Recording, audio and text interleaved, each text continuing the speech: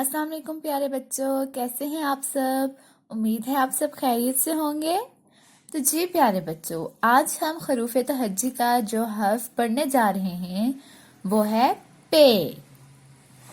پے پے پا، پے پا، پے پا۔ تو جی پیارے بچوں، جیسا کہ آپ دیکھ رہے ہیں کہ ہمیں کچھ تصاویر دی گئی ہیں۔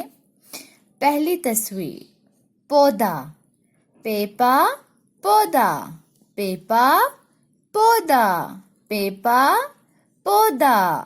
دوسری تصویر میں ہمیں کیا دیا گیا ہے پیارے بچوں؟ پتا، پیپا پتا، پیپا پتا۔ تیسری تصویر میں ہمیں کیا دیا گیا ہے پیارے بچوں؟ پہاڑ، پیپا پہاڑ، پیپا پہاڑ، پیپا پہاڑ۔ اور چوتھی تصویر میں ہمیں کیا دیا گیا ہے پیارے بچوں؟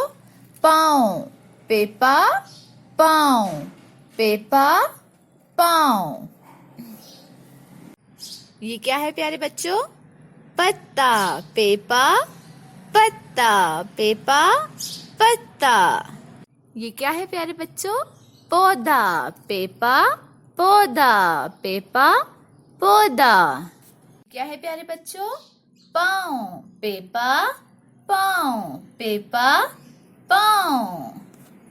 پیپا پنکھا، پیپا پنکھا، پیپا پنکھا۔ پیپا پتنگ، پیپا پتنگ، پیپا پتنگ۔